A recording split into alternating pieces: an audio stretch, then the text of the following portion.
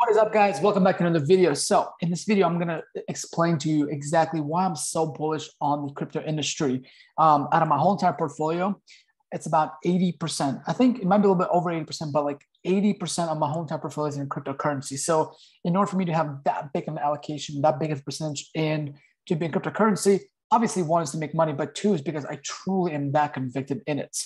This isn't like some kind of a gamble play that hopefully goes well. I'm like, I think there's a 0% chance that crypto is not going to explode. Now, many of the projects are going to fail, but I think the ones that I'm invested in are going to do great. And the biggest thing is that our own government, the president, and also a lot of people in the Senate, and also a clip that I'm about to show you of people in Congress, in the Senate, in our government are starting to open up their eyes. So one of the biggest people, which I'm going to show you videos, Janet Yellen. She has always been completely against crypto, but especially with Bitcoin, because she thinks it's used for illicit activity and just all this bad stuff. She doesn't understand it. She doesn't know anything about it. And so here in this clip that she actually like explains what Bitcoin is and the function of it is, I think, is extremely bullish that our politicians and our government are starting to understand it. Also, the Fed chairman, Jerome Powell, has said that they have no intentions of banning Bitcoin. President Joe Biden has come out and says that we need to regulate this. But we want to embrace this innovation because that's what it truly is. Blockchain, cryptocurrency is innovation. We want to be able to be at the forefront. Many countries like China have banned it, right? We don't want to do that. We want to be the leader in innovation because if we're not, we are going to lose the status as a global leader in many, many different things. So let me go ahead and share my screen. Although as I'm saying this, cryptocurrency market actually is doing pretty bad. We're down a ton in the past week. We were up all the way up to, I think, like 48,000, just about 48,000. Now the market cap is 1.8 trillion. It was like a 2.2 trillion. So lost a ton of money, like 400 billion. Bitcoin's down 12%, almost 13% in the past 7 days. Ethereum is down 12%. You can see all these other altcoins, Solana down 20%, Cardano 20%, Terra Luna 26%. So as you can see, Polkadot 20%. So very, very red week. 18, a lot. Anyways, so as you can see, but most people get scared during these kind of weeks, whether it's in the stock market or whether it's the cryptocurrency market. But the thing is that if you get scared when the market's dropping like this, that means you do not have conviction in what you're investing in and you don't understand or believe in it. Because just like a stock back in 2000s when companies like Amazon and other stocks fell down by 90%. The underlying company didn't change. It's just the stock price changed. So that's a very important distinction that the stock price or the crypto price does not correlate with the actual utility and functionality of the crypto project itself. So just because there's volatility and risk are not the same. Something can be volatile, move up and down, but does not mean that it's necessarily risky. Okay, so when the market's dropping hard, it's going down a lot, I think that's the best time to buy.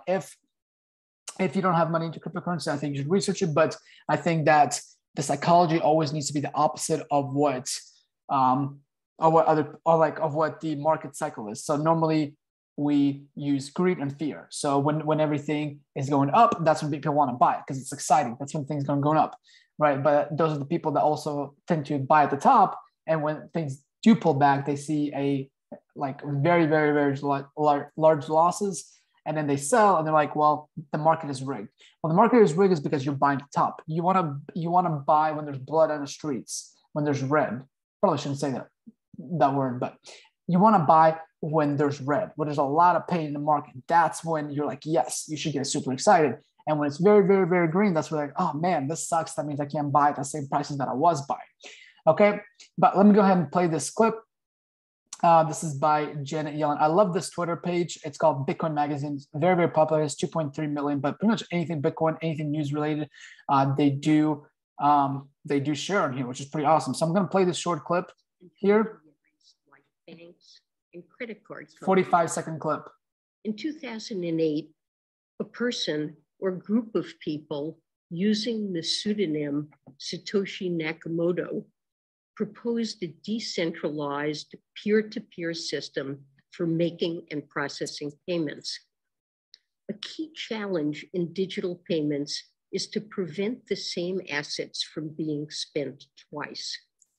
The Bitcoin white paper proposed a novel method for validating transactions using cryptography that addressed the so-called double spend problem. This So yeah, so that's the video. Intermediaries. Let me exit out this.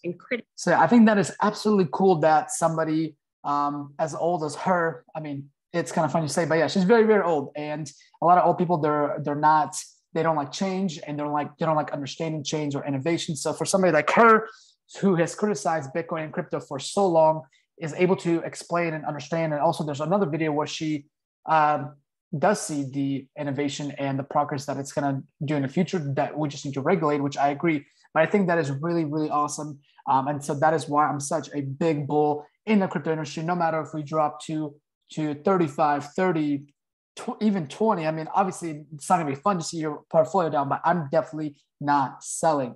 All right. So, and quick disclaimer, the cryptocurrencies that I do hold Bitcoin. It is roughly, actually, I can pull up my little pie and show you. It is roughly, so Bitcoin is about 30% of my whole entire portfolio. This is my little pie right here. Probably hard to see right there. So Bitcoin is about 30%. Then I have Ethereum, which is about 40%. So between Bitcoin and Ethereum, that's 70% of my entire crypto portfolio. So as you can see, I'm pretty risk averse, I would say. It's kind of funny to say risk averse in the crypto industry, but I really don't like taking crazy amount of risk. So to be in Bitcoin and Ethereum 7% is, I think, pretty conservative because this is the future. Next, I have 14% in Cardano. Right here, it's number 8 on the market cap.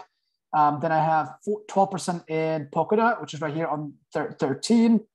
Then I have, and then the other two, I have Hedera Hashgraph. Well, I have Cosmos here. I just got recently into this project about, well, a few days ago, actually. Should have waited because it's down a ton. But so this is like so here's my reasoning. Okay. So Bitcoin is Bitcoin. There's no competing with Bitcoin. Okay. Then Ethereum is like the smart contracts platform, and so is Cardano. So my Cardano is like my hedge against my Ethereum. Okay. So, and then we have Polkadot, which is an interoperability. So all these blockchains, they can't talk to each other. So they're just independent blockchains. And the way the internet works is that everything needs to be in communication, right? So projects like Polkadot they basically have paired chains to where other cryptocurrencies can talk to be interoperable. The big word is interoperability, where blockchains can talk to each other, right? So this is a big project. And my hedge against that is Cosmos, because Cosmos does exactly the same thing, but in a much different way. So that's my kind of hedge against my Polkadots. And then the last one that I have, this one's like kind of for fun. It's called HBAR, Hedera Hashgraph. This is like much more different than even blockchains. It's a whole different mechanism, but I have a very little small stake in there. But I think this one has the potential to either like 20x or 0x and go to 0. But that's the risk I'm willing to take. But anyway, so that's the video. Hope you enjoyed it. Hope you learned something new.